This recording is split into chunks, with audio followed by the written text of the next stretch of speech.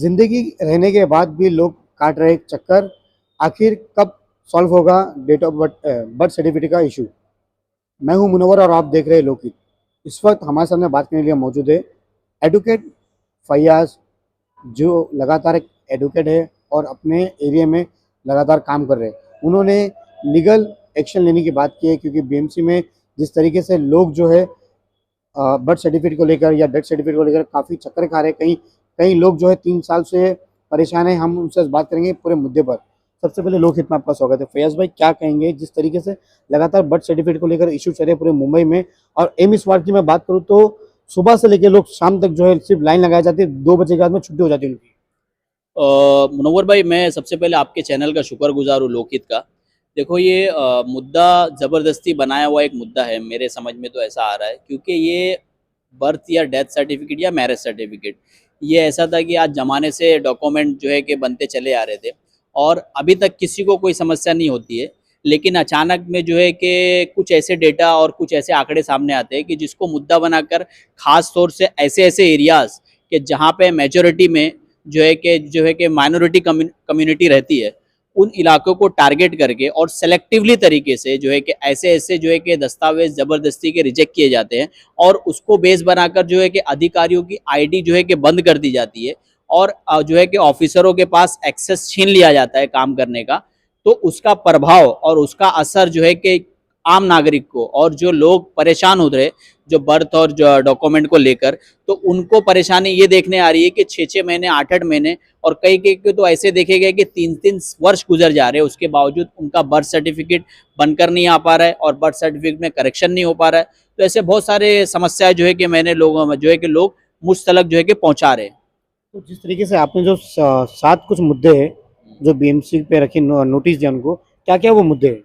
देखिए, मैंने बीएमसी को अभी बीएमसी ने रिसेंट में, जो हमारे यहाँ की एग्जीक्यूटिव हेल्थ ऑफिसर है, जिनको रजिस्ट्रार माना जाता है बीएमसी के डिस्ट्रिक्ट लेवल पे, पूरे बीएमसी के लेवल पे, तो उन रजिस्ट्रार ने एक एसओपी जारी किया था। जिस एसओपी की मांग हमारे जो है कि महापौर, जो मेयर बनी है बीजेपी की, वो मेयर ने एसओपी मांगा था। तो उनके मांगने के बाद जो है कि रिसेंट में जो है कि ईएचओ ने एक एसओपी जारी किया। उस एसओपी के अंदर उन्होंने ऐसे ऐसे गाइडलाइन और ऐसे ऐसे रूल्स बनाए थे जो अपने में ही क्वेश्चनेबल थे और जो है कि कहीं ना कहीं कानून के घेरे में आ रहे थे। तो मैंने उनको बेस बनाकर मैंने जो है कि एक लीगल नोटिस बनाया और लीगल नोटिस में मैंने उन्हीं के एसओपीज में जो कमियां थी, जो उन्होंने, जैसे एक मिसाल के तौर पे मैं बताता हूँ कि उसमें एसओपी में उन्होंने एक पॉइंट ये रखा था कि 7 दिन में जो है कि लोगों का करेक्शन होगा, लेकिन उन्हीं लोगों का कि जो जिनकी एंट्री सीआरएस पोर्टल पे भी, सीआरएस का पोर्टल 2016 में बना था और 2016 के बाद जिनकी एंट्री हुई रहेगी उनको जो है कि हम लोग 7 दिन के अंदर करेक्शन करके देंगे। लेकिन बहुत सारे ऐसे भी मैंने केसेस देखे कि जिनको 7 दिन से भी ज़्यादा हो गया और उनके पास सीआरएस का सर्टिफिकेट है, उसके बाद भी उनका अपडेट नहीं हो पा रहा है। तो मैंने उनको अकाउंटेबिलिटी तय करने का उस नोटिस में मेंशन किया कि अगर 7 दिन गुजर जाता है तो उसके बाद किसकी जिम्मेदारी बनती है कि लोगों के सर्टिफिकेट को जो है कि करेक्ट करके देने की। अगर उसमें डिले हो रहा है तो उस डिले को जो है कि कौन सा ऑफिसर उसका जिम्मेदार रहेगा, और अगर 7 दिन का टाइम पीरियड पूरा हो जाता तो उसके बाद वो सर्टिफिकेट जो है कि उस करेक्शन का जो एप्लीकेशन है वो अप्रूव होगा या नहीं होगा। वो सारे मैंने लूप होल्स निकाल के उस एसओपी के अगेंस्ट में मैंने एक अल्टीमेटम दिया, लीगल नोटिस दिया, और मैं 15 दिन का मैंने उसमें मेंशन किया है कि विद इन 15 डेज आपको इस एसओपी के अंदर जो लीगली जो जो करेक्शन करने हैं, आपको ये पॉइंट्स पे जो है कि आपको करेक्शन करके देने हैं। और अगर नहीं हुए तो? और अगर नहीं हुए तो हमने अपने नोटिस के अंदर बाकायदा मेंशन किया है कि अगर आप लोग इस जो है कि एसओपीज को करेक्ट नहीं करोगे तो हमारे पास जो सबसे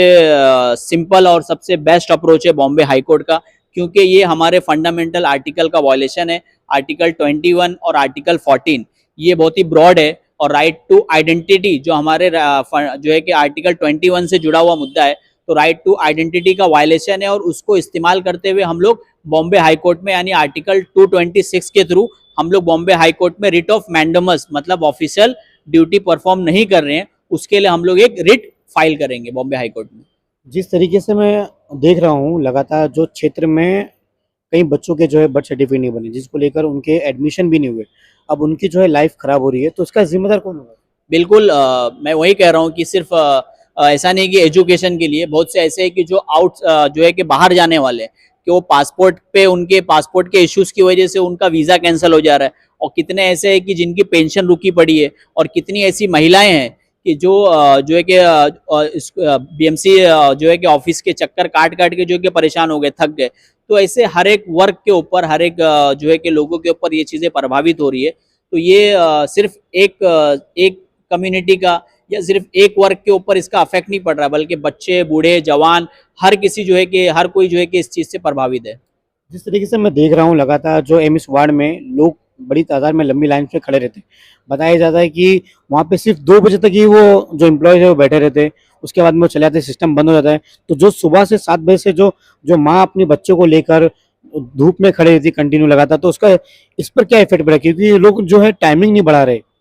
देखो, टाइमिंग तो मैं ऐसा सोचता हूँ कि इनको मॉर्निंग के बाद दोपहर में भी इनको ये चीज़ें काम करना चाहिए। लेकिन मैंने भी देखा कि बाहर जो सीएफसी है, ग्राउंड फ्लोर पे जो सीएफसी सेंटर है, वहाँ पे भी इन्होंने टाइमिंग ये लगा के रखा है कि दोपहर तक हम लोग जो बर्थ के जो करेक्शन के जो फॉर्म है, एप्लीकेशन है, उसको दोपहर तक 1 बजे तक हम लोग डिस्पैच करेंगे, मतलब लंच से पहले। लेकिन लंच के बाद कोई काम नहीं करते वो लोग। तो इसके ऊपर मैंने जो है कि बहुत जल्दी मैं एक मीटिंग लेने वाला हूँ, यहाँ के जो ईएचओ मैडम है उनके साथ मिलकर हम लोग जरूर इस बात को शेयर करेंगे कि आप लोग वार्ड लेवल पे जो ऑफिसेस बनी है, वो वार्ड लेवल पे जो अधिकारियों का जो काम करने का जो समय है, मतलब जो डिस्पैच लेने का जो टाइम है एप्लीकेशन को, उस चीज को आप लोग एक्सटेंड करो, ताकि हर कोई वर्ग और हर कोई जाके अपनी समस्याओं को अपने ऑफिसरों तक जो है कि पहुंचा पाए। मेरा एक सवाल रहेगा आपसे, गोविंदी में हर गली में नेता है, हर गली में सोशल वर्कर है, इस मुद्दे को लेकर क्यों नहीं एक बड़ा आंदोलन नहीं कर रहा है, क्यों नहीं एक ठोस कदम उठा रहा है? देखो, मैं तो ये समझ रहा हूँ कि शायद कहीं ना कहीं पता नहीं क्यों लोगों के अंदर एक डर सा बैठ गया है कि क्या शायद डर सर? लोग ये सोचते हो कि भाई ये एक मुद्दा ऐसा हो गया है कि मतलब किसी पॉलिटिकल ने आके ऐसा उसको नैरेटिव सेट किया कि ये हमने जो है कि यहाँ पे जो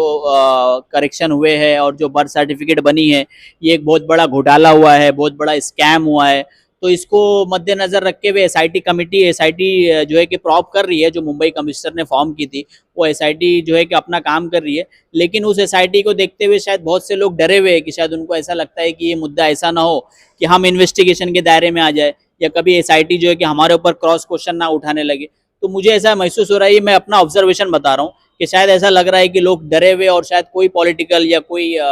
बड़ा कोई फेस सामने आने से कतरा रहा है इस चीज़ के ऊपर। जिस तरीके से मैं बात करूँ अगर बर्थ सर्टिफिकेट को लेकर, पहले क्यूआर कोड, फिर उसके बाद में फिर वो नाम करेक्शन होगा, तो क्यूआर कोड में इतना टाइम क्यों लग रहा है, फिर नाम करेक्शन को इतना टाइम क्यों लग रहा है? जब एआई, अभी मैं बात करूँ एआई की, तो एआई जनरेटर ऐसा है कि हर एक सिस्टम जो फास्ट फास्ट अपलोड हो रहा है, पर आखिर बीएमसी में क्यों इतना लेट डॉक्यूमेंट को लेकर, हर एक चीज़ों को लेकर बीएमसी क्यों इतना पीछे है? देखो, 2006 डिजिटल डिजिटल मुंबई कब होगा? क्योंकि हम हमारे जो फडणवीस जी है, तो लगातार मुंबई को जो है डिजिटल बनाने की पूरी कोशिश कर रहे हैं, पर कहीं ना कहीं नाकाम नजर आ रहे हैं, या फिर वो अप्रूव नहीं हो पा रहा है। देखो, 2006 में बीएमसी ने अपना ऐप बनाया था सैप का, और बहुत सारे जो है कि बर्थ सर्टिफिकेट उन्होंने सैप पर जो है कि इशू किए, और जो है कि सैप पर उन्होंने 2006 से लेके 2024 तक उन्होंने काम किया इस ऐप के ऊपर, और काफ़ी इंट्रीज उनकी सैप के ऊपर हुई थी। लेकिन 2016 में जो सेंट्रल का जो एप्लीकेशन आया सीआरएस का, तो सेंट्रल ने ये कहा कि भाई जितने भी बर्थ सर्टिफिकेट और डेथ सर्टिफिकेट के जो भी डेटा है, वो हर एक कॉरपोरेशन, मतलब हर एक इलाके की जो जो लोकल बॉडीज है, लोकल कॉरपोरेशन है, वो सारे डेटा को उसके ऊपर माइग्रेट करे सीआरएस पोर्टल के ऊपर। लेकिन दुर्भाग्य की बात है कि हमारे यहाँ की बीएमसी जो है कि बेचारी काम करने में, तो मुझे ऐसा लगता है कि शायद इनको अवार्ड देना पड़ेगा कि 2016 से लेकर 2023 तक इन्होंने सरकार के उस आदेश को शायद उतना सीरियस नहीं लिया। तो इसकी वजह से उन्होंने काफ़ी एंट्री जो है कि की नहीं, मतलब जो सैप पर जो उनके रिकॉर्ड थे उन्होंने सैप पर ही मौजूद रखा। लेकिन 23 में जब इसको काफ़ी ज़्यादा स्ट्रिक्ट किया गया कि भाई अब आपको कोई भी एक भी डेटा, आपको जो है कि एक भी नया रिकॉर्ड आपको जो है कि सैप पर नहीं करना है, बल्कि सेंट्रल के बनाए हुए जो है कि सॉफ्टवेयर पे करना है।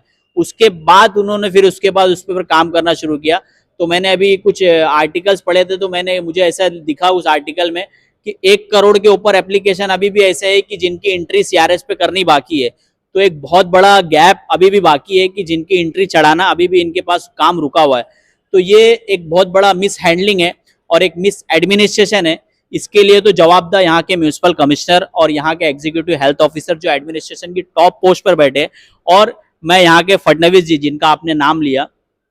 के मुख्यमंत्री है, उनकी जवाबदेही बनती है कि उनको जितना फास्ट हो सकता है इस एंट्री को माइग्रेट करके जो है कि आम जनता इसका पैनिक ना हो और इसका भार आम जनता को उठाना नहीं पड़े। बर्थ सर्टिफिकेट को लेकर लगातार असेंबली में आवाज उठाई जा रही है, पर उसका अभी भी हल नहीं मिला। यानी कि यहाँ के जो एमएलए है या फिर एमपी है, जो लोग भी आवाज उठा रहे हैं, फिर भी उसकी उनकी बातें क्यों नहीं सुनी जा रही? देखिए, एमएलए एमपी को बहुत सारी चीजें शायद पता भी हो या ना हो, शायद उनके पास मौका नहीं रहता हो, या उनके पास इतनी ज्यादा समस्याएं आ जाती है कि शायद इस समस्या को वो उतना ज्यादा सीरियस नहीं ले रहे हो। लेकिन ये बहुत ही सीरियस इशू है और सबको मिलकर सर जोड़ के बैठ के काम करने की ज़रूरत है। आज हमारे कम्युनिटी में, हमारे लोगों में कहीं ना कहीं अवेयरनेस की कमी है कि हम लोग सरकार को जवाबदार नहीं ठहराते और सरकार से सवाल नहीं करते हैं और अपने अधिकारों को हम लोग पूरी तरीके से एग्जॉस्ट नहीं करते, जिसका फ़ायदा यहाँ के प्रशासन और यहाँ के डिपार्टमेंट जो है कि उठाते हैं। और उसी का फ़ायदा उठा उठाकर आज कई महीनों से इन्होंने बर्थ सर्टिफिकेट के मुद्दे को बहुत ही खामोशी और बहुत ही ऑर्गेनाइज तरीके से उन्होंने दबा के रखा है और किसी भी अधिकारियों को भी इसके ऊपर बोलने की मनाही करके रखी हुई है। तो मैं ये सोचूंगा कि भाई आप लोगों को, यहाँ के एमएलएस को और यहाँ के पॉलिटिशियनों को आकर सर जोड़ के बैठकर जो है कि इस मुद्दे को किस तरीके से ख़त्म किया जाए इसके ऊपर काम करने की ज़रूरत है। एक सवाल मेरा रहेगा आपसे कि अगर बात रही काम की, तो कुछ लोग जो है वहाँ पे जो सुबह से लेके जो खड़े रहते, दलालों से वो काम हो जा रहा है, फिर ऑनलाइन काम क्यों नहीं हो रहा है?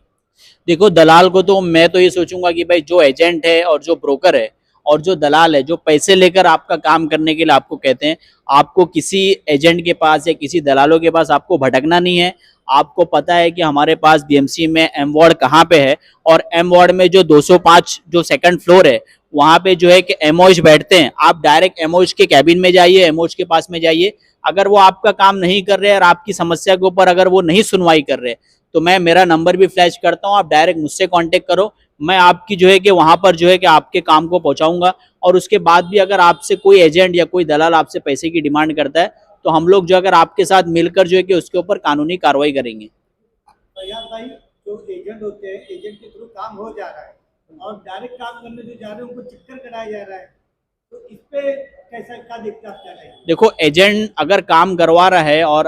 आम जनता का काम नहीं हो रहा है, तो ये कहीं ना कहीं बीएमसी अधिकारियों की और उस एजेंट के जो तालमेल है उसका ये सामने दर्शाती है कि भाई ये लोग आपस में जो है कि मिलकर एक बड़ा रैकेट चला रहे हैं। तो उस रैकेट की भी हम लोग डिमांड करेंगे कि अगर कोई इस तरीके का कोई रैकेट अगर सामने आए, जैसे अभी हाल ही में मैंने देखा था कि कोई एक प्रोफेशनल कंप्लेनेंट था, वो बीएमसी की मशीनरी को किस तरीके से गवर्नमेंट ने जो मशीनरी बनाई है कंप्लेंट करने की मशीनरी का मिसयूज करते हुए लोगों को जो है कि एक्सटोर्ट करता था, मतलब उनसे रिश्वत लेता था। क्या बता गया कि आपका घर में बनने नहीं दूंगा, अगर आपका घर बन रहा है तो उसकी जाके कंप्लेंट करूंगा। तो उसको जो है कि उस मशीनरी को इस्तेमाल करके वो क्या करता था, वो शख्स बीएमसी को और पुलिस को इस्तेमाल करके लोगों को डराता था और डराकर उनसे पैसे खंडी करता था, मतलब उनसे पैसे एक्सटॉर्ट करता था। तो ऐसे दलाल और ऐसे एक्सटॉर्शनिस्ट और ऐसे प्रोफेशनल कंप्लेनेंट जो बीएमसी को और जो पुलिस को इस्तेमाल करके लोगों को डराते हैं और उनको डराने के बाद उनसे जो है कि वसूली करते हैं,